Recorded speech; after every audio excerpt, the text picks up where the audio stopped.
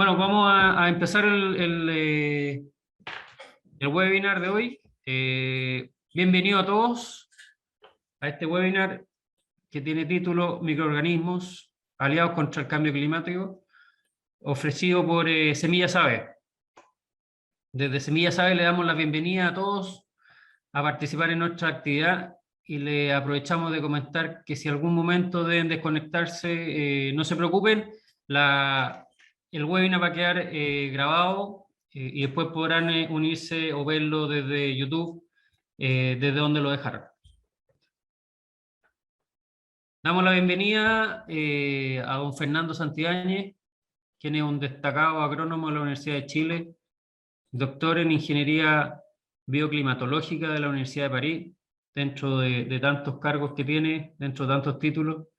Y yo me presento, soy Cristóbal Lavé, Product Manager de la empresa Semillas Ave, ingeniero agrónomo de la Católica de Santiago.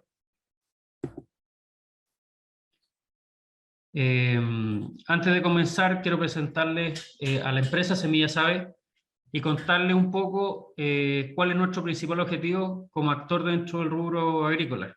Semillas Ave es una empresa que comenzó sus operaciones en el año 2003, es una empresa familiar que día a día se preocupa de brindar soluciones integrales de reconocida calidad internacional y compromiso con el medio ambiente, para que cada productor de nuestro país pueda cumplir con sus nobles labores y maximice su negocio de forma limpia y sostenible.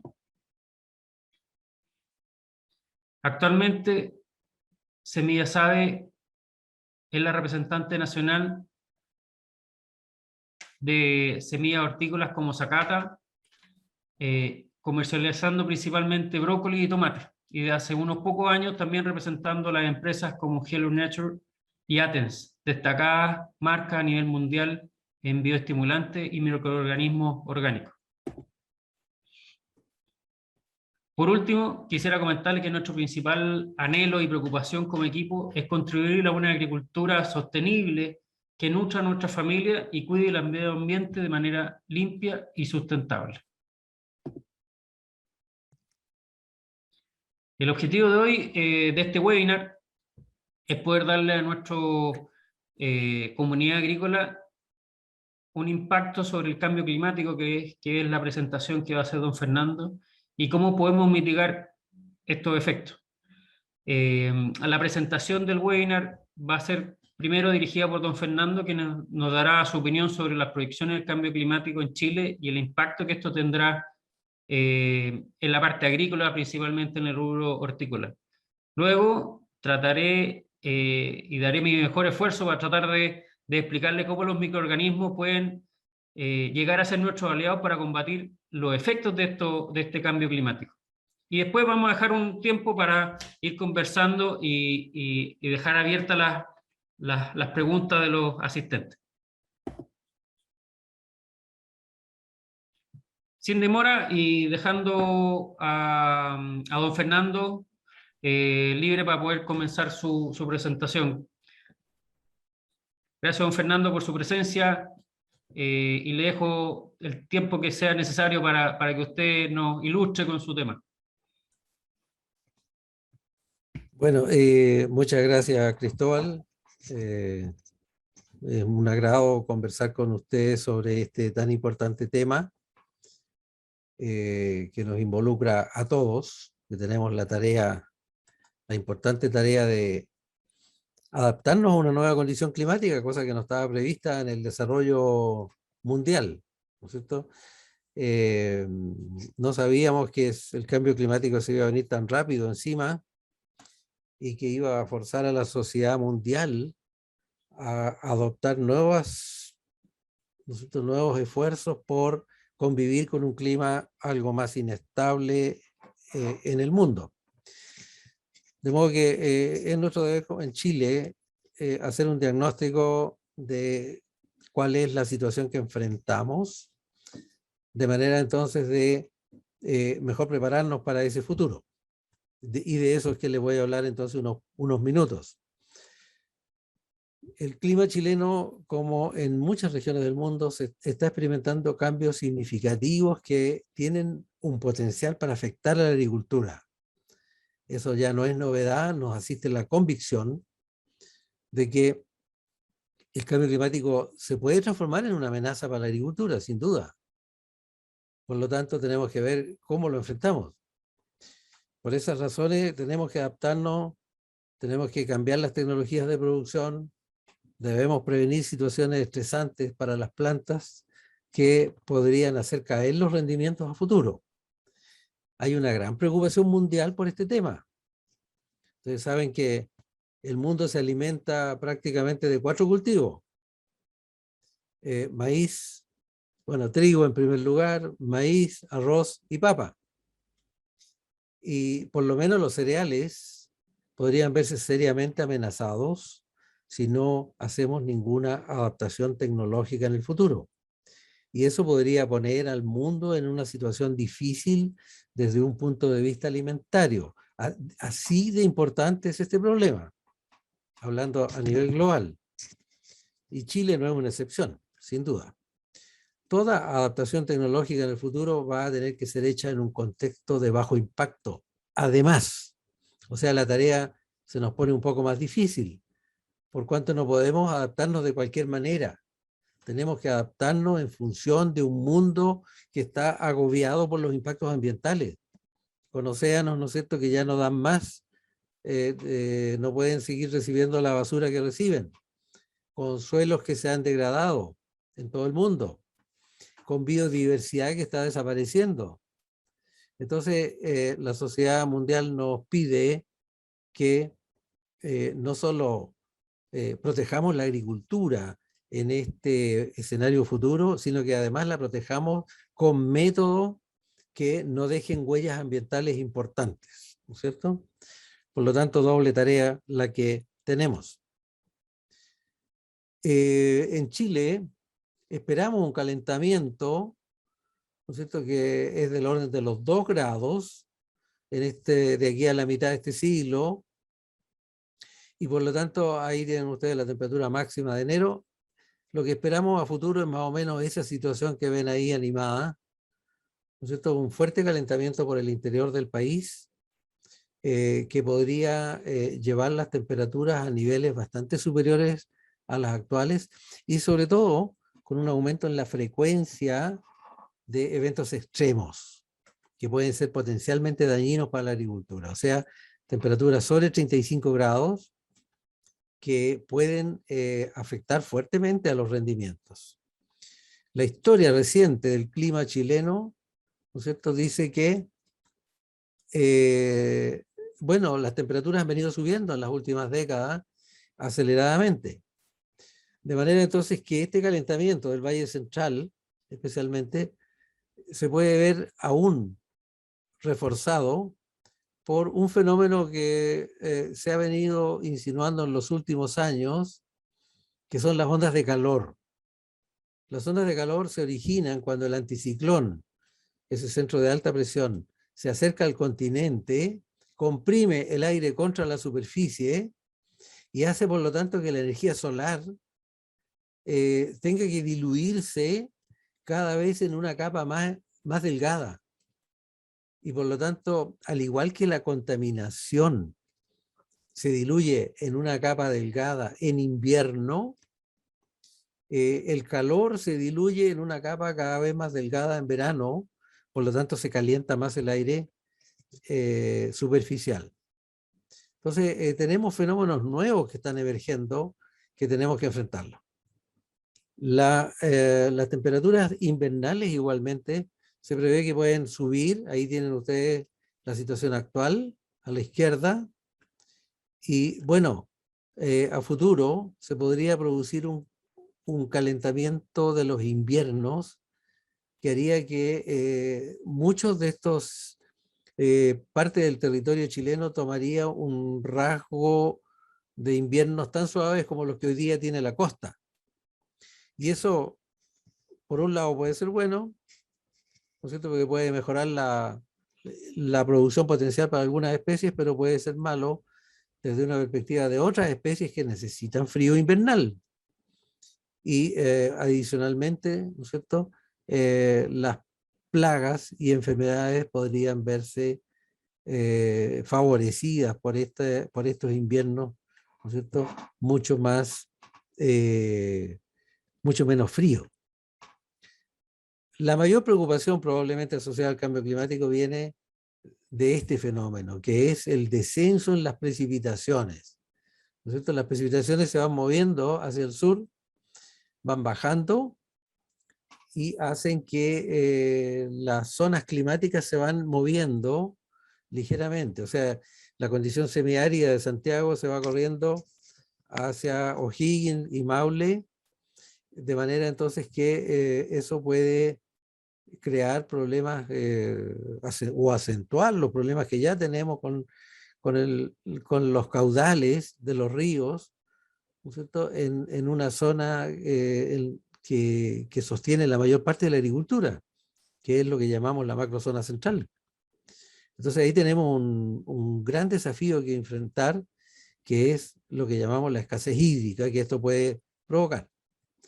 Las tendencias de la precipitación han sido declinantes en los últimos años. Las precipitaciones vienen bajando. Ahí tienen ustedes Santiago arriba y Concepción abajo, y donde se ve que la frecuencia de años que quedan por debajo de lo normal va en aumento. O sea, estamos frente a un problema real, ¿no es cierto? Un problema que estadísticamente es demostrable de que responde a un fenómeno de cambio climático. O sea, estamos yendo hacia una nueva condición climática a futuro. Y las heladas también han mostrado una tendencia quizás contradictoria, porque las heladas, por una parte, al subir las temperaturas de invierno, disminuyen en número. No obstante, las heladas polares aumentan en frecuencia, heladas que ocurren tarde, ¿no es cierto?, en invierno o incluso en primavera. De manera entonces que el régimen de helada está lejos de tornarse más benigno, sino que incluso podría ser hasta más amenazante en el futuro. Ahí tenemos algunos paliativos tecnológicos, ¿no es cierto? ¿Qué podemos hacer antes del evento y qué podemos hacer después del evento? Esta es una reflexión que hay que hacerla frente a todos los eventos que son estresantes para las plantas. ¿Podemos hacer tratamientos preventivos? Podemos hacer tratamientos curativos, ¿no es cierto? Y vamos a tener que a futuro tener un menú pre y post evento. Antes de una helada tenemos que ver cómo mejoramos la resistencia de las plantas frente a la congelación, de manera entonces que cuando venga la helada el impacto sea el menor posible. Después del evento, ¿qué podemos hacer? Ayudar a la planta en el enorme esfuerzo que va a tener que hacer para reponer todos los tejidos dañados, que es un enorme esfuerzo, ¿no es cierto? Por cuanto hay que muchas veces reponer una parte significativa de la infraestructura aérea de la planta, incluido muchos ápices de crecimiento. O sea, una helada para una planta es una catástrofe mayor que la puede llevar incluso a perecer. Por lo tanto, es fundamental ver cómo le ayudamos en la tarea de recuperarse. El cambio climático implica un cambio tecnológico muchas veces, por ejemplo, en el caso del frío invernal, probablemente vamos a tener que preocuparnos de controlar mucho mejor el reposo, especialmente en las plantas, ¿no es cierto?, perennes, como son los árboles frutales, a través de técnicas como control químico, como podas, como manejo del riego para inducir el reposo invernal en otoño, ¿no es cierto? Es decir, aquí hay tareas tecnológicas que vamos a tener que movilizar en función de que las plantas puedan seguir siendo productivas, ¿no es cierto?, a pesar de este cambio de escenario climático. Veamos cuán compleja es la trayectoria hacia el rendimiento de las plantas. Quiero presentarles un esquema que muestra todo lo que la planta debe sortear hasta llegar a producir, ¿no es cierto? Bueno, cuando nosotros sembramos o plantamos, como agricultores tenemos la expectativa de que esa planta va a crecer. Ningún agricultor pone una semilla en el suelo pensando que no va a tener en poco tiempo más plantas grandes y productivas, ¿no es cierto? Y la expectativa es de que el rendimiento ojalá sea el más alto posible, ¿no es cierto? De modo que yo voy a hacer como agricultor lo necesario para ayudarle a la planta a que consiga su propósito de producir el máximo posible. Bueno, las plantas están programadas para producir mucho, por lo general, eso es lo que llamamos potencial genético, ¿ya? Pero resulta que el ambiente, el clima, el suelo, le ponen ciertas barreras a las plantas. Entonces ocurre lo siguiente, ocurre que puede sobrevenir una sequía que la planta le va a representar un retardo en el crecimiento, o lluvias muy abundantes, que también, ¿no es cierto?, podrían provocar inundación del suelo y un retardo en el crecimiento, o estrés térmico, si viene una onda de calor, o estrés de frío, si viene una onda de frío, o derechamente heladas, ¿no es cierto?, que matan parte de la estructura ya construida por la planta. O sea, en definitiva, son como mochilas o pesos, contrapesos, que hacen que la ruta de crecimiento vaya bajando gradualmente, de modo que voy a terminar produciendo una cantidad inferior a la esperanza que yo tenía para, si esto fuese trigo, yo debiera esperar 110 quintales por hectárea. Pero seguramente no voy a conseguir 110 quintales porque el clima me va a hacer varias jugadas, ¿no es cierto?, que no me van a permitir esa meta. Pero no solo el clima, ahora también el suelo me va a poner condiciones.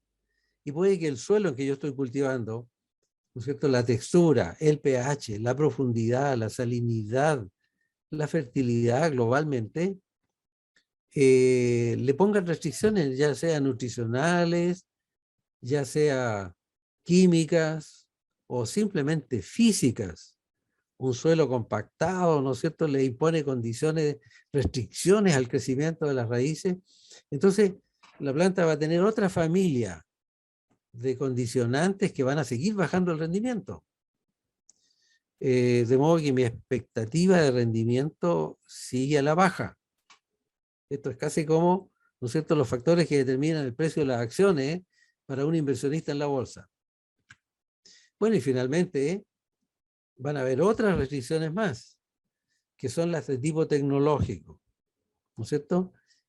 Por ejemplo, la acumulación de sales en el suelo al regar con agua, ¿no es cierto?, de alto contenido salino, o la invasión de malezas de mi cultivo, o el riego, que a lo mejor no se va a gestionar de acuerdo a los estándares óptimos, ¿no es cierto?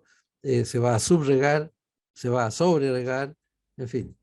El tipo de siembra, la profundidad de siembra de la semilla, que puede afectar fuertemente a los rendimientos. O sea, todas estas últimas son vinculadas, ¿no es cierto? Estas barreras son vinculadas a la decisión humana de hacer bien las cosas, hacerlas mal o hacerlas tardíamente, ¿no es cierto?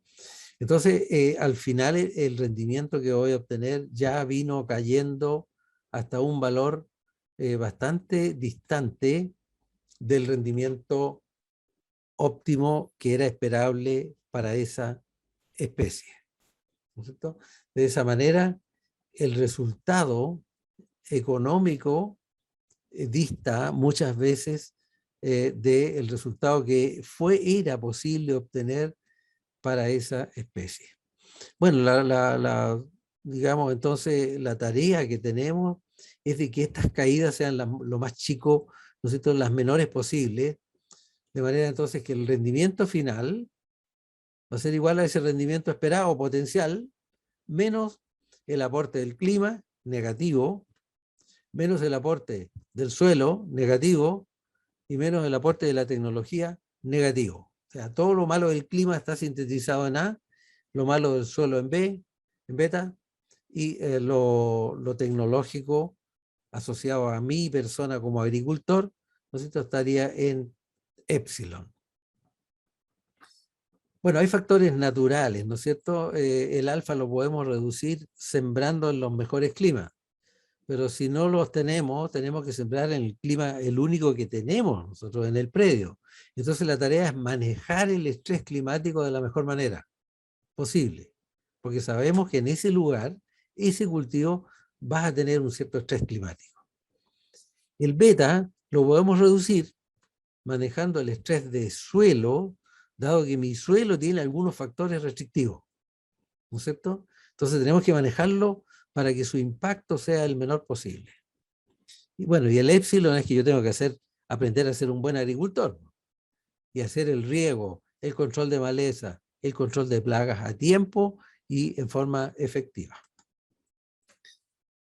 Es una realidad que las plantas siempre tienen un cierto nivel de estrés térmico. Ahí tienen ustedes cuál es el nivel de estrés que hemos estimado a través de modelación. En el Valle Central sufren los frutales de mucho más horas de estrés térmico durante el verano que en la costa, ¿ya? Por lo tanto, eso afecta negativamente al rendimiento. Y a futuro, si el clima se calienta aún más, vamos a tener que ese estrés térmico podría crecer todavía más. Esa es la preocupación. O sea, vamos a tener que aprender a producir en una condición de clima más estresante aún. Entonces, de allí que la tecnología vamos a tener que adecuarla para ayudarle, como dice ahí, las plantas van a necesitar de nuestra ayuda. Si hoy día necesitan, en el futuro van a necesitar mucho más aún, ¿no es cierto?, de nuestra ayuda. Bueno, el año 2070 todavía el calentamiento es mucho más alto. Ahí tienen para la vid, por ejemplo, el estrés térmico es ese. Claro, uno diría, entonces mejor ir a cultivar a la costa que hay menos estrés térmico que en el interior. No, porque si bien en el centro del país el estrés térmico es mayor que en la costa, hay otros factores más positivos, ¿no es cierto?, como la luminosidad, las temperaturas, que son más adecuadas, de modo que al final el rendimiento hoy día sigue siendo mejor en el Valle Central que en la costa, ¿ya? Pero a futuro, si el estrés térmico crece mucho, probablemente yo tenga que moverme más a la costa, ¿no es cierto? Es muy probable. Ahí tienen ustedes cómo crecería el estrés térmico de la vid hacia el año 2050 y hacia el año 2070, donde por allá por Copiapó la situación se pone bien difícil. O sea, las plantas van a producir con una precocidad de tal magnitud que al final los rendimientos van a caer fuertemente. ¿Cómo afecta la sequía? ¿No es cierto?, que es el gran problema que tenemos. Hagamos un repaso rápido. Hay un déficit de lluvia. Eso provoca un déficit de agua en el suelo. Inmediatamente las plantas responden con una menor tasa de crecimiento, ¿no es cierto? Y eso hace que, si fuera un cultivo de granos, produce menos granos, menos espigas, ¿no es cierto?, espigas más pequeñas, granos de menos peso. Si esto fuera una hortaliza igualmente, produciría, ¿no es cierto?, tallos, frutos, raíces, hojas de menor tamaño, ¿no es cierto?, y en menor cantidad.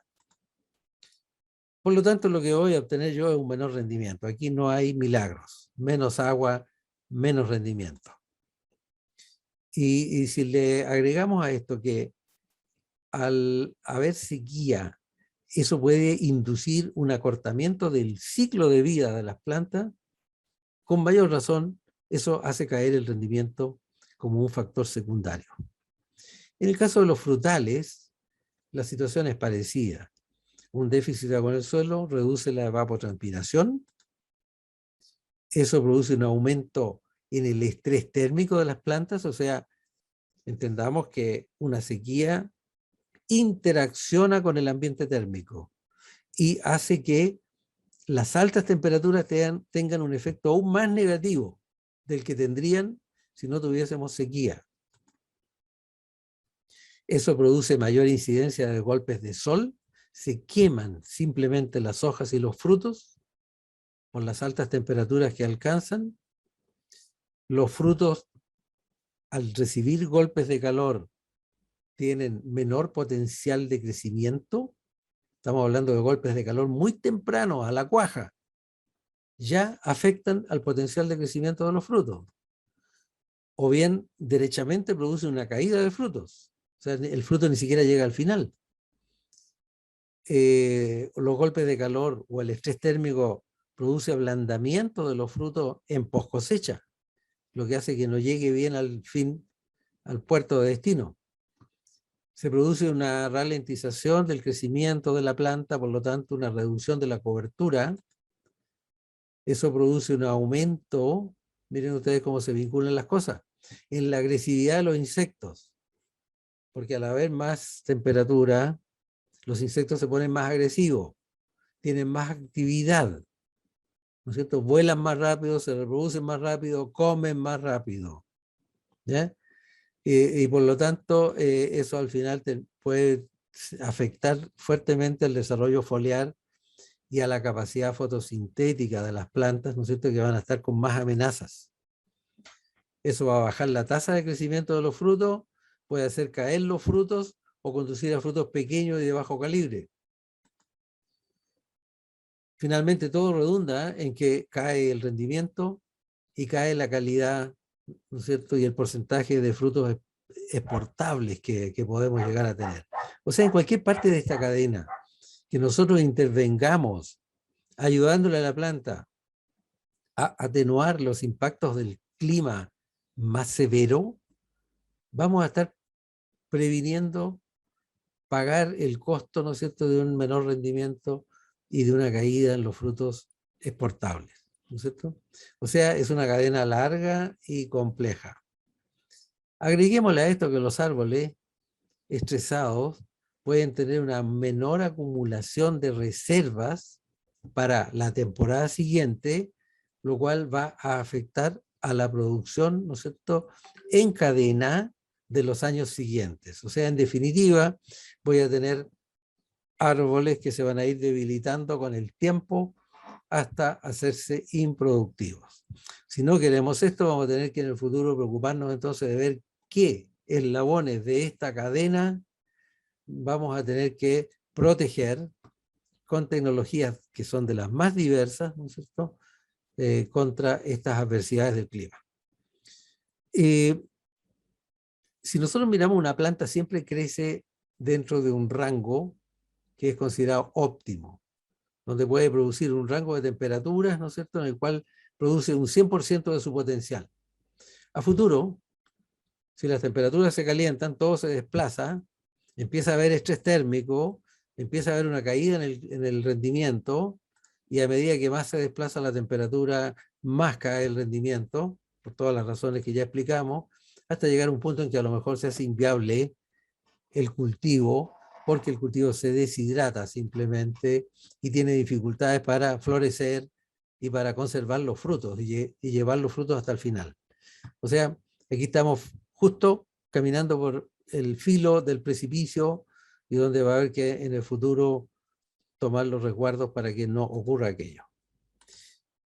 Se supone que si sube en 1 grado la temperatura, se puede producir un 8% de aumento en las demandas de agua, 3 semanas de adelanto en la madurez y 10 a 15% de caída en los rendimientos de la mayor parte de los cultivos. Si sube en 2 grados, un poco más de 2 grados, la demanda de agua sube en un 12%, se producen 6 semanas de adelanto en la madurez y 15 a 25% de caída del rendimiento. O sea, ya nos acercamos prácticamente a la línea de flotación económica, con una caída de 15 a 25%, ya empezamos a dudar de que sea rentable producir, ¿no es cierto? Y si la temperatura se dispara hasta los 3 grados, ya la caída puede llegar hasta el 45% de los rendimientos, ¿sí? Lo cual ya francamente pueden dejar fuera de competitividad a muchas especies. Bueno, si la temperatura se va por los 4 grados, ya ahí hay numerosos estudios a nivel mundial que dicen que muchas plantas simplemente ya no podrían crecer, ya no sería viable, ¿no es cierto? Ya no se podrían defender frente a los eventos catastróficos. ¿Qué fenómenos se pueden acentuar con el cambio climático a futuro? Bueno, la calidad de la fruta, es decir, en el caso de los frutales, pero si en la hortaliza igualmente. En la hortaliza, ¿no es cierto?, unas arvejas producidas con altas temperaturas van a tener una textura mucho más dura, ¿no es cierto?, y van a ser de menor calidad, sin duda. Al igual que le pasa a las manzanas, ¿no es cierto?, las hortalizas sufren el mismo efecto. Las acelgas, ¿no es cierto?, y las alcachofas, y todos estos, ¿no es cierto?, hortalizas tienden a hacerse mucho más fibrosas. Problemas sanitarios, ¿no es cierto?, que se podrían exacerbar, problemas de viento. Se supone que el viento puede aumentar y eso hace caer el rendimiento. Problemas de heterotermia. Heterotermia se llama a la inestabilidad en la temperatura, entre altas y bajas temperaturas que cambian en pocas horas. Y eso a las plantas les produce un retardo en el crecimiento. Estrés térmico, que puede tener el mismo efecto del frío. Al final decoloran la clorofila. El estrés térmico pone a las hojas pálidas, ¿no es cierto? Y al perder clorofila pierden capacidad fotosintética. También la falta de frío invernal puede afectar en el caso de los frutales. Otros fenómenos que también puede ser el aborto frutal. En el caso de los árboles frutales, ¿no es cierto? Se produce aborto y entonces queda una cuaja empobrecida. Granizo, un evento extremo que puede ser muy amenazante. En Chile está empezando a aumentar el granizo, ¿no es cierto? Otros efectos, ¿no es cierto?, son sobre las hortalizas, que es la aceleración de la fenología. O sea, plantas que hacen todo muy rápido al punto que se necen, pierden su follaje cuando todavía no han terminado los frutos. Eso es dramático, ¿no es cierto? Ahí tenemos un tomate afectado por unas ondas de calor, ¿no es cierto?, que al final ni siquiera alcanzó a sacar la tarea esa planta.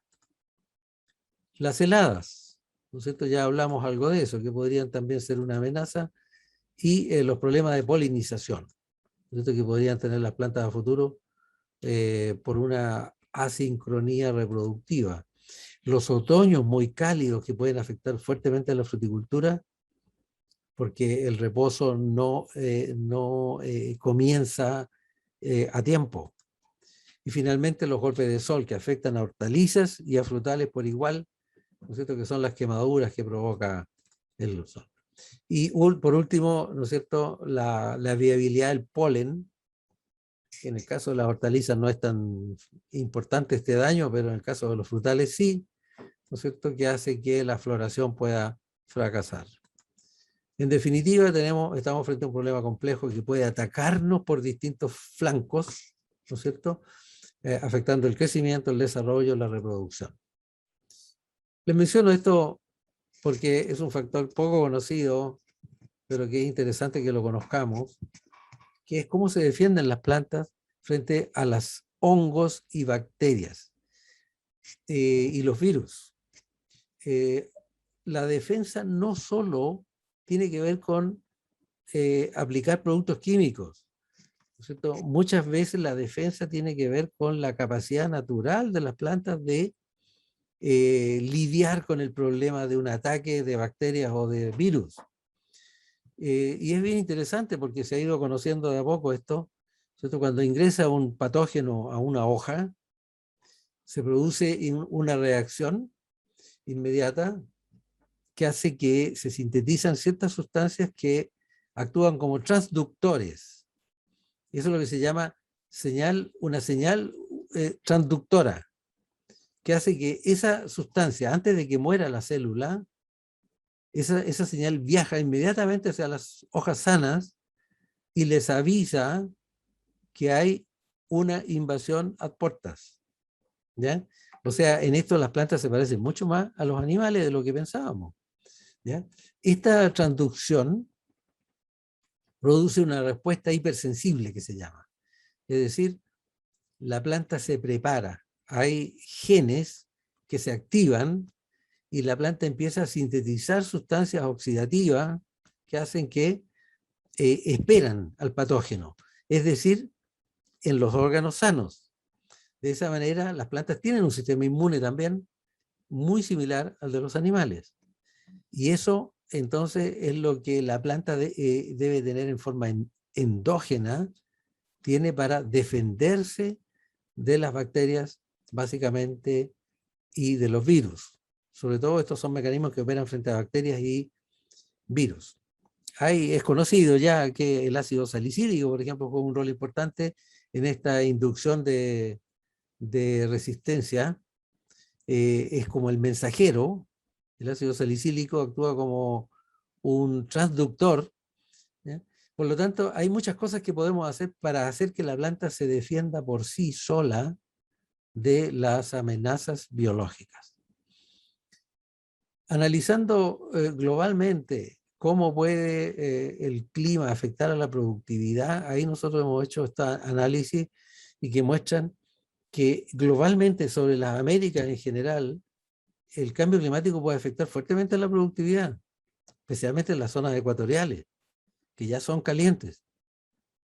En Chile, un poco menos, porque la temperatura no va a subir mucho, pero igual podemos tener una caída que está entre el orden del 0 y hasta el 30%. ¿Ya? Vemos que aquí estamos frente a un problema que hay que prepararse para ello. Y dentro de lo que viene, los paliativos tecnológicos, bueno, viene la protección, ¿no es cierto? Los sistemas protegidos para las heladas, el granizo, las lluvias, el viento, incluso los insectos. Cada vez se va a ir haciendo más común la agricultura protegida. Contra el estrés térmico. El uso múltiple del suelo. Es decir, usar el suelo con más de un cultivo para atenuar el efecto de los factores climáticos amenazantes. El enfriamiento durante las horas de mayor a través del riego, el enfriamiento de los cultivos, ¿no es cierto? Ocupando el sistema de riego. La diversificación biológica. O sea, a futuro a lo mejor va a ser interesante matizar el uso del suelo de una manera que un evento extremo no afecte a toda la superficie, sino a parte de ella. Los sistemas silvopastorales es una vieja idea, pero que ha tomado fuerza, el de tener árboles en zonas agrícolas, porque los árboles, ¿no es cierto?, protegen del viento, del sol, incluso de los insectos, por una razón muy simple, porque los árboles sirven de asiento a los pájaros, y los pájaros, ¿no es cierto?, ayudan a proteger contra los insectos. Bueno, copiando las lecciones de la naturaleza, la agroforestería, que recurre a la diversidad, a los multiestratos, a la sombra, ¿no es cierto?, como una estrategia. O sea, cada vez la agricultura se va a tener que parecer más a la naturaleza misma. Aquí tenemos serios problemas con la fruticultura chilena, son las quemaduras, ¿no es cierto? Y el excesivo estrés térmico, que tenemos que buscar la manera de igualmente manejarlo. Incluso tan ingeniosos sistemas como son los distractores. Se ha probado en algunos países que poner algún tipo de flores distraen a los insectos, hacen que los insectos en vez de ir a atacar la viña, se vayan más bien a las flores, y eso puede atenuar fuertemente los impactos, ¿no es cierto?, sobre el cultivo. En fin, a futuro va a haber que trabajar el suelo, el clima, la planta, de una manera integral, ayudándole siempre a la planta a lidiar mejor con estas condiciones. Entonces, en conclusión, las condiciones climáticas se van a ir poniendo cada vez más adversas para los cultivos en las próximas décadas. Esto podría amenazar la calidad y la cantidad de los rendimientos debido a los mayores niveles de estrés, ¿no es cierto?, a que van a estar sometidas las plantas. Este desafío nos exige aplicar las correcciones tecnológicas en los sistemas de producción que prevengan todos estos efectos adversos y podamos mantener la competitividad de la agricultura chilena. Para eso tenemos que comenzar a trabajar ya, por cuanto el cambio climático ha ido mucho más rápido de todo lo que proyectábamos cuando comenzamos a hablar de cambio climático hace 30 años, ¿ya? O sea, nos ha ido sorprendiendo cada vez más. Muchas gracias.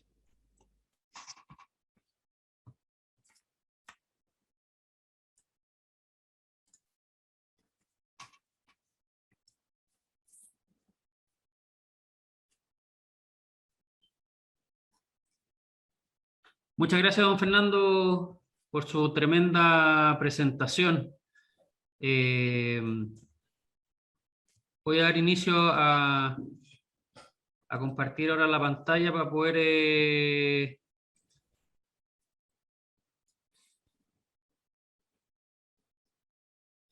comenzar con nuestra presentación. Bueno, la idea de la presentación de los microorganismos y cómo estos microorganismos nos pueden ayudar a combatir los efectos del cambio climático. Como don Fernando dijo, estamos con un cambio climático importante que se viene encima, que viene ya hace un par de años y que esto no va a cambiar en los próximos años que vienen. Hay que tener en cuenta que es un proceso gradual que tenemos que tratar de ir solucionando de forma gradual todos los efectos que van a atenuar ese potencial máximo, ese potencial que pueden llegar a tener las plantas. Uno de los mecanismos es tratar de ayudar con microorganismos para ir atenuando un poquito todo el estrés, tanto térmico, hídrico, salino, que se ven presentados y que nos van a ir mitigando el potencial, la capacidad óptima de producción. Porque la idea es poder llegar a ir mejorando, ir cambiando las condiciones del suelo para que este suelo vivo, que es un ecosistema, nos pueda entregar soluciones de bajo impacto para ir mitigando esos problemas o esos cambios adversos al rendimiento. Por eso vamos a empezar a hablar de los microorganismos, entrando a detallar un poquito cuáles son las grandes líneas de microorganismos que nos podrían ir a ayudar en este combate o esta búsqueda de nuestros aliados para poder ayudarnos en este combate contra el cambio climático.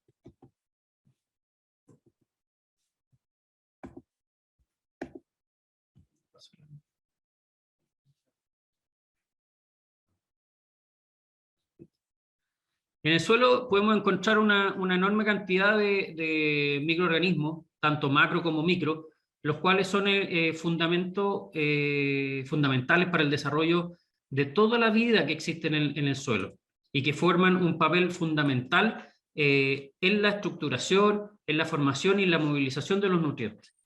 Dentro de los macroorganismos encontramos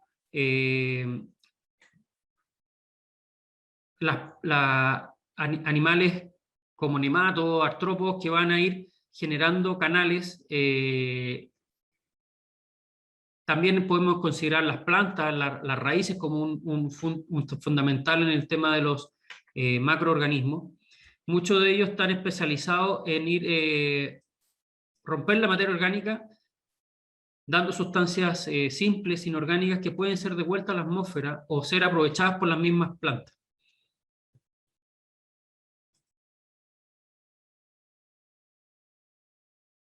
Las mayores interacciones de la planta con los microorganismos suele ocurrir en tres sectores principalmente: la filósfera, la endósfera y la rizósfera.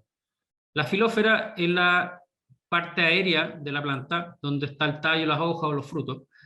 La endósfera es todo el sistema de transporte, el xilema y el floema. Y la rizósfera es donde se centra nuestro trabajo, o donde vamos a ir hoy día a hablar un poquito de dónde parte toda esa interacción entre el volumen del suelo, las raíces y los microorganismos. La mayor concentración de microorganismos se encuentra en la zona cercana a las raíces, donde se conoce, o nosotros lo vamos a conocer con el nombre rizósfera, que es el ecosistema total donde existe la relación única y dinámica entre las plantas y todo el sistema de los microorganismos. Pero ¿por qué es importante conocer el tema de los microorganismos? Y conocer el sistema de la rizósfera, porque ahí en la rizósfera es donde ocurre la modificación de la estructura del suelo, que hablaba don Fernando que es importante empezar a manejar todo lo que es la estructuración, la química del suelo. Va a ser importante también donde vamos a encontrar la nutrición de las plantas, que también lo mencionó don Fernando, donde podemos empezar a usar nutrición que ya está disponible y no ir a buscar organismos minerales o nutrición mineral que pueda ir incrementando las sales de los suelos. Vamos a tener también la secreción de sustancias activadoras del crecimiento, como alguna hormona, donde vamos a encontrar también y vamos a ir a buscar complemento a la salud de las plantas, que nos den resistencia a todo ese estrés y al combate de las plagas, al combate de temperatura, de altas temperaturas y en general al ataque de los hongos. Por eso hay dos puntos importantes o dos grupos importantes de microorganismos, que son las bacterias y los hongos. Vamos a partir hablando de las bacterias, que son los grupos que encontramos en más abundancia en el suelo, y después vamos a hablar de los hongos. En las bacterias, vamos a hablar de las bacterias que actúan en la rizósfera, que son las bacterias PGPR. ¿Por qué se le llama PGPR? Porque son las que promueven todo este crecimiento de la rizobacteria, de la rizósfera. Son todo lo que me entregan mecanismos o potencia en el crecimiento del sistema radicular, de todo este ecosistema llamado rizósfera. Por lo tanto, son las que van a mejorar la posibilidad de absorción de nutrientes, la producción de hormonas y el desarrollo de una planta más sana.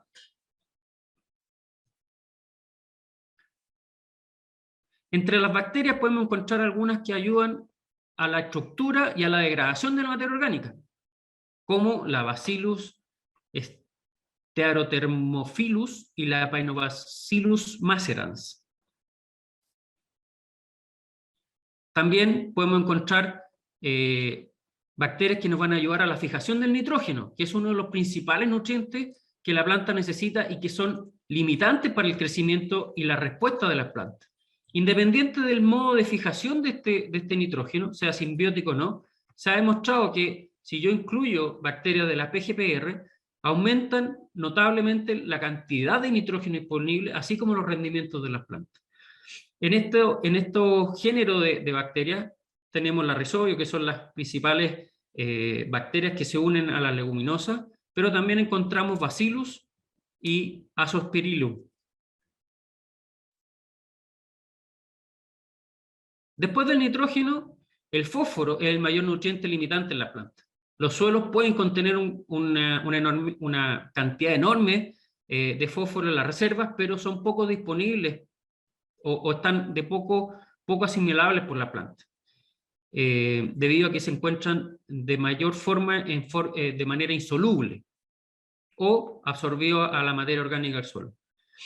La gracia es que las bacterias pueden absorber este fósforo, dado que las bacterias pueden solubilizar el fosfato que está en el suelo, convirtiéndolo en formas solubles y aprovechables por las plantas. En este caso podemos encontrar bacterias del género la Azotobacter o la Lactococcus lactis. También es importante la producción de sideróforos, tanto como la solubilización del fósforo, ya que el hierro es otro nutriente esencial para la planta.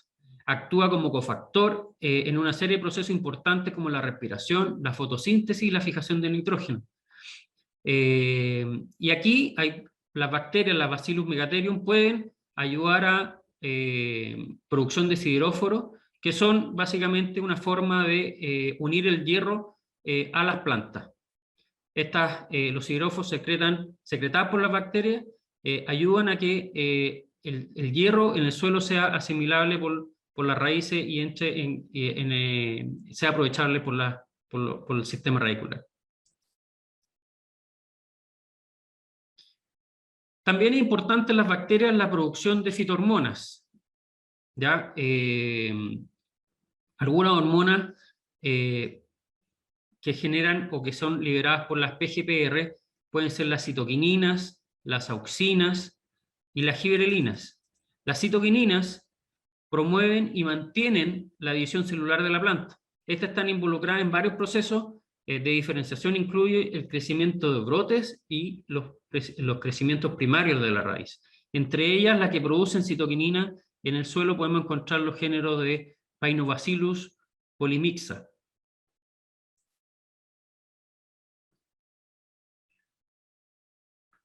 Bacterias que producen gibberelinas son escasas en el medio de las PGPR, pero encontramos dos bacterias que pueden ser bastante útiles en la formación de gibberelinas, como la Bacillus pumilis y la Bacillus licheniformis. La gracia de las gibberelinas que promueven y mantienen la división celular de las plantas, están involucrados en muchos procesos de diferenciación, incluso en el crecimiento de brotes y crecimiento también de raíces. Otras hormonas que también son secretadas por las distintas bacterias pueden ser las auxinas, que ayudan al desarrollo de raíces laterales, así como el número y longitud de los pelos absorbentes.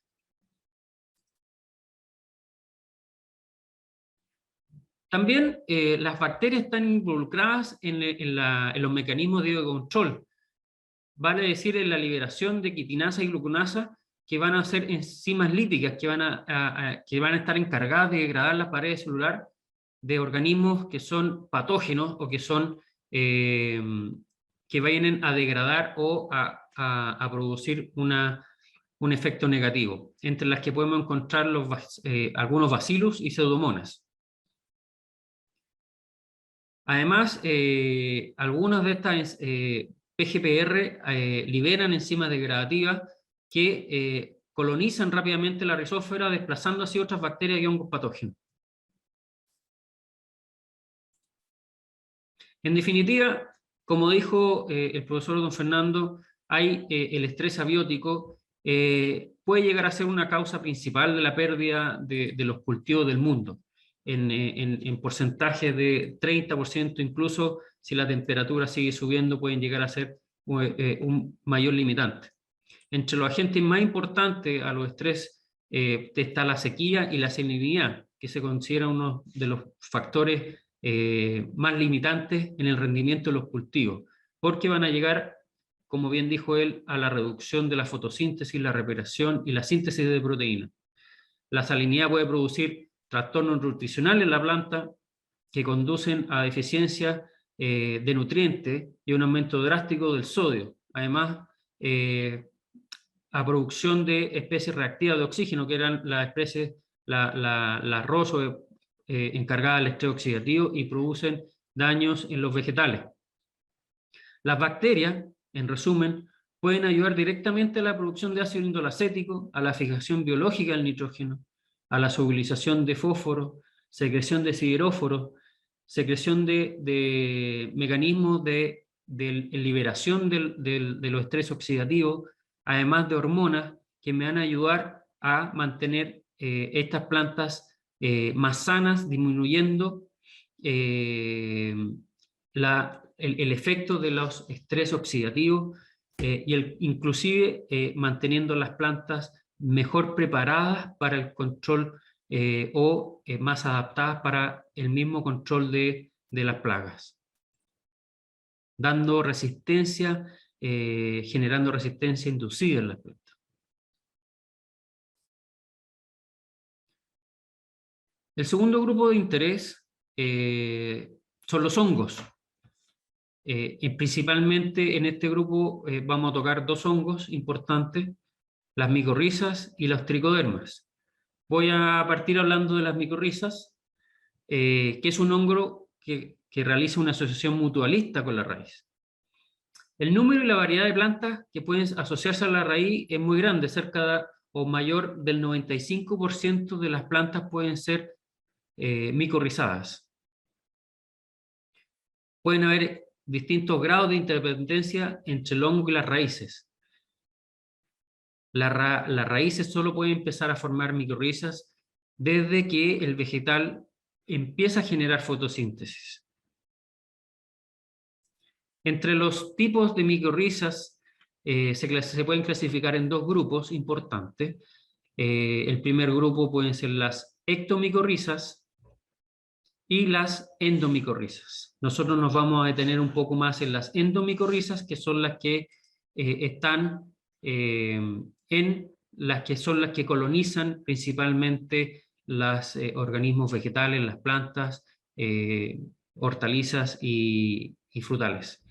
La gracia de este micelio del hongo, de la micorriza, es que entra y se instala en el interior de la célula del parénquima de la raíz, generando una relación simbiótica. Hay un beneficio para ambos lados, para la raíz, para la raíz de la planta y para la micorriza.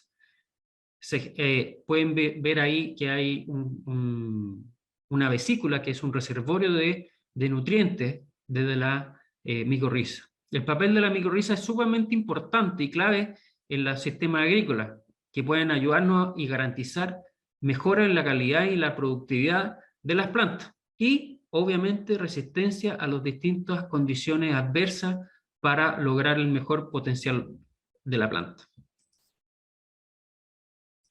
¿Cómo nos van a ayudar las micorrizas a nuestro sistema de plantas, a nuestros cultivos? Pueden ayudarnos en el aumento de la estabilidad del suelo y la retención de agua. ¿Por qué? Porque en un gramo de suelo podemos encontrar hasta 30 metros de filamentos de micorriza.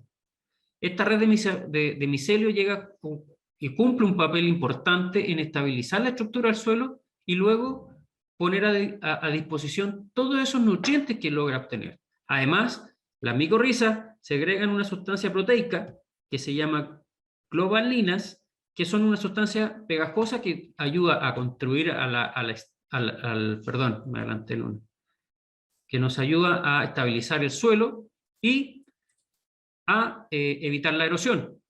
Además, la globalina ayuda a secretar, que es secretada, perdón, por la micorriza, es hidrofílica, que ayuda a aumentar la capacidad de retención del agua del suelo.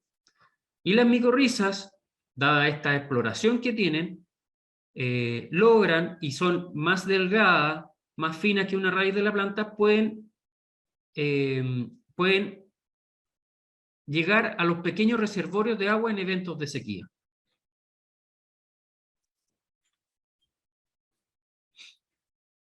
Nos van a ayudar al incremento de absorción de fósforo. Como pueden ver en la presentación, el sistema radicular que logran obtener es tremendo.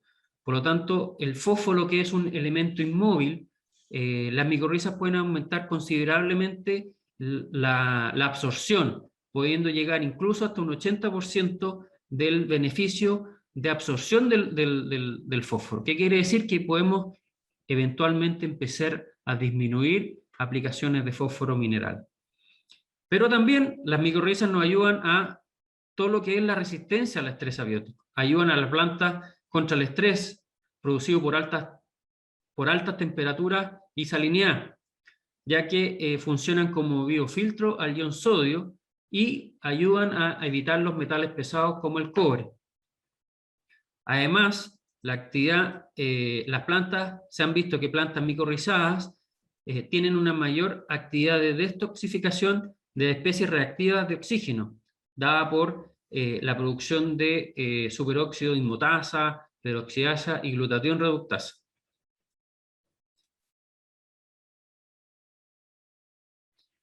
En resumen, podemos decir que las micorrizas tienen una amplia beneficios. Nos ayudan a combatir contra hongos y microorganismos del suelo. Existen numerosos estudios que muestran que la planta con micorriza aumenta la tolerancia a organismos patógenos. Forman especies de protección de una cúpula protectora contra Fusarium, contra Phytophthora y otros hongos. También pueden ayudar a controlar algunos tipos de hongo del género Heterodera y Meladiogyne. Plantas con un mayor sistema radicular claramente que van a ayudar, van a tener mejor resistencia a todo lo que es condiciones de falta de nutrición, sales y falta de agua. Muchos de los suelos que pueden estar deficientes en nutrientes, las micorrizas logran aumentar el contenido nutricional. Pueden llegar a absorber un 50% más de zinc del suelo. Las micorrizas también producen metabolismo secundario que, como ya dije, pueden ayudar a la resistencia al estrés, que son, hemos visto también casos que han disminuido los cultivos o la producción de algunos frutales o algunos nutrientes en hortalizas que son para la industria, que son productos para la industria bebé, y a través de los micorrizas han aumentado los niveles de caroteno y antioxidantes y esencias esenciales. De los productos que existen en el mercado a base de micorrizas es importante entender que pueden haber muchas especies distintas y es necesario conocer los estudios científicos que avalen la función de cada una de ellas. Después, de una vez que se sepan los estudios que tienen las distintas micorrizas, es necesario conocer las cepas y la potencialidad de estas cepas como parámetros frente a estrés hídrico o a absorción de nutrientes, sean más eficientes o menos eficientes dependiendo las condiciones del suelo. Pero también, para poder llegar a esos parámetros, es extremadamente importante saber cuál es el sistema de producción o de reproducción de estos micorrizas, ya que no da lo mismo cómo se multipliquen. En el primer caso, se pueden multiplicar a campo abierto, donde la producción es irregular, ya que no hay dos temporadas iguales a otras climáticamente, y no se puede industrializar el sistema. Son de difícil recolección y hay un alto riesgo de contaminación por plantas patógenas. En el sistema in vitro hay una ausencia de contaminantes de plantas patógenas, pero la alta productividad de esporas son de menor tamaño y menor número de núcleos, lo que baja su vida útil de la espora. La producción en invernadero nos da el beneficio de tener una ausencia de patógenos con un sustrato controlado, una estandarización en el proceso, una alta producción de esporas con máxima efectividad, ya que son muy similares a las que se producen en el campo abierto, sin el tema de los patógenos, con un alto número de núcleos y de paredes más gruesas que le da una vida útil a las micorrizas, le da una mayor vida útil. Por lo tanto, hay que tener en cuenta, como dije, un montón de factores para saber qué tipo de micorriza elegir. La elección de la especie, la presencia de cepa, el estudio de las especies de micorriza, los tipos de propágulos. No da lo mismo tener propágulos que pueden ser parte de esporas, hifas o partes de hifas que no sabemos en qué condiciones están, a tener hongos o esporas solamente determinadas. La información complementaria de las compatibilidades vale decir con qué se puede o no se puede aplicar, la viabilidad o la duración de estas micorrizas, y el complemento en la formulación. ¿Con qué más esta tecnología nos permite beneficiar a las plantas? Pero, como no todo es solo un puro proceso, también hay una interacción sumamente interesante en lo que son entre las micorrizas y las bacterias y la micorriza. Hay una sinergia también entre la raíz, la planta, las raíces y las bacterias, que claramente van haciendo y van potenciando mi resistencia y mis condiciones favorables para poder llegar a este potencial máximo. Otro hongo importante para el agro son los tricodermas. Este hongo es un hongo que está presente en todos los suelos y es un saprófito oportunista, pero no es patógeno para las plantas. ¿Cómo actúa la tricoderma? Bueno, básicamente actúa por competencia, ya que tiene una alta capacidad de crecimiento y velocidad y de desarrollo, lo que le da mayor ventaja contra otros hongos o contra otros parásitos del suelo. Tiene por micoparasitismo, tiene una simbiosis antagónica entre los organismos que están implicados, enzimas extracelulares como quitinasa y celulasa, y produce antibiosis, que es una acción directa de antibióticos o metabolismos secundarios tóxicos contra los otros microorganismos. Compite con otros hongos por espacio y nutrientes. En la imagen podemos ver cómo la tricoderma, que es de color verde, logra llenar todo el espacio de la placa Petri. Coloniza rápidamente el suelo y la rizósfera, dejando sin recursos y espacio a otros hongos patógenos. Promueve la resistencia sistémica inducida. Las raíces en presencia con tricodermas tienen alteradas las vías del jasmonato, lo que promueve el efecto priming de las plantas. Vale decir, las plantas están más preparadas ante ataques de patógenos de forma efectiva y rápida. Y estimula el crecimiento, la asimilación del nitrógeno. Las tricodermas también estimulan el desarrollo radicular de la planta a través de la formación de compuestos volátiles y la síntesis de auxinas por medio de la misma raíz. Fortalece la planta actuando a nivel molecular, incrementa el crecimiento del cultivo por síntesis de auxina y producción de sideróforos, y mejora la fertilidad y vitalidad del suelo. Por ende, los beneficios de los tricodermas es que nos van a entregar una respuesta inmunitaria, una reparación del suelo, resistencia a la sequía, control de enfermedades y crecimiento de plantas.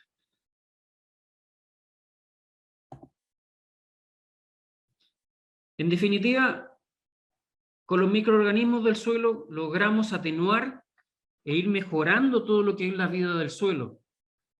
Logramos generar un desbloqueo de los nutrientes. Podemos mejorar el sistema del suelo, podemos mejorar el sistema radicular y podemos mejorar la vida de la planta. Podemos mejorar las defensas mismas de la planta. Le entregamos priming y le entregamos la resistencia inducida. Podemos reparar problemas que están en el suelo.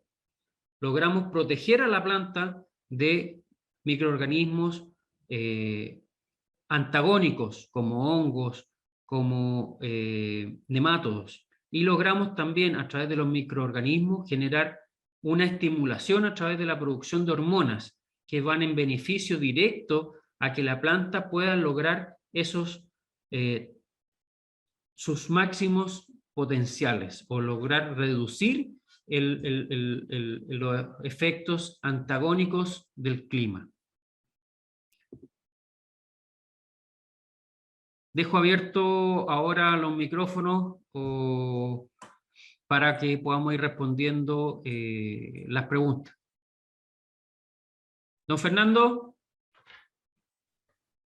Sí. Cristóbal. Sí. Bueno, yo le quería agradecer la presentación. Creo que el tema el impacto del clima, este cambio climático viene como quedó la tecnología ahora, viene para quedarse, y tenemos que de alguna forma ir aclimatando las plantas o ir generándole ayuda de alguna forma, como bien dijo usted, a través de mejora de la fertilidad, la textura, mejora de suelo, evitando que las plagas me afecten y me generen más daño. Ahí hay una pregunta. Cristian Guajardo. Sí, no más que una pregunta, algo interesante que escuché del profesor, es que él mencionó volver a lo que nos muestra la naturaleza, ¿ya? realmente hemos abusado tanto de lo que es la parte mineral, el pseudo sabiduría del hombre, que hemos llevado a nuestro clima y a nuestro suelo a un punto tal en que ya en algunas partes ya están medias muertas y con baja productividad.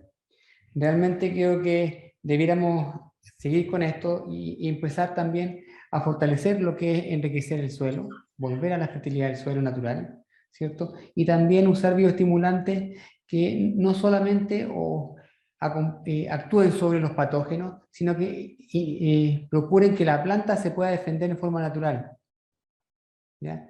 Hay que ir por esa vía, por la vía lo más natural posible, ¿ya? Porque es una forma quizás más lenta de atacar los problemas, pero es una forma que en el largo plazo, ayuda.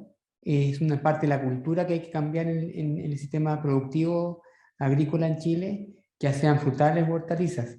Así que le agradezco esa visión que tiene el profesor de tratar de volver a lo natural, porque hay que hacerlo a través de, ya no a través de productos que nosotros creemos, sino que volver a buscarlo en la misma naturaleza, porque ahí tenemos muchos ejemplos. Gracias. Cristóbal, Don Fernando. sí, complementando, yo creo, sí, estoy convencido de que lo que hemos perdido nosotros son los equilibrios, ¿ya? La Revolución Verde fue muy, digamos, exitosa en crear, ¿no es cierto?, nuevos materiales genéticos y paquetes tecnológicos que nos permitieron aumentar los rendimientos considerablemente. Los multiplicamos por 2 y por 3 gracias a la Revolución Verde. Pero probablemente el gran pasivo de la Revolución Verde que no se consideró fue la de que se apartó un poco de los equilibrios. O sea, el único objetivo fue 100% productivo, pero nos ha obligado a mantener desequilibrios crecientes que hoy día están resultando costosos. Por lo tanto, yo creo que esto de volver a encontrar aquellos equilibrios, sin perder todo lo que nos hizo ganar la Revolución Verde, o sea, manteniendo una agricultura, ¿no es cierto?, productiva, ese es el desafío, precisamente. Y lo que tenemos que cuidarnos es de no seguir escalando hacia esos desequilibrios.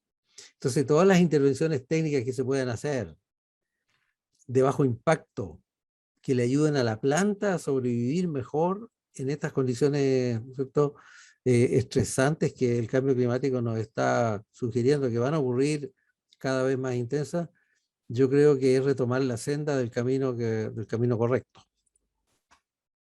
Estoy completamente de acuerdo con usted, don Fernando. Creo que nos hemos dedicado a sacar cosas del suelo, tanto, bueno, del suelo, del mar, de todo, a cosechar, y nos hemos preocupado muy poco de devolverle todo lo que hemos retirado del suelo. Y tenemos que llegar y buscar ese equilibrio en el ecosistema en general.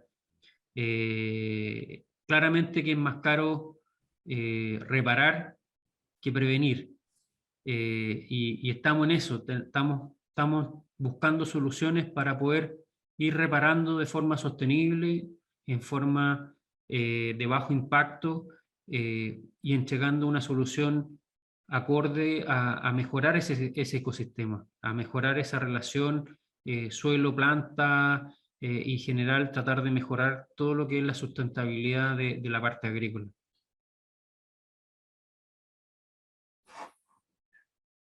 Así que bueno, dado que no hay más preguntas, doy las gracias.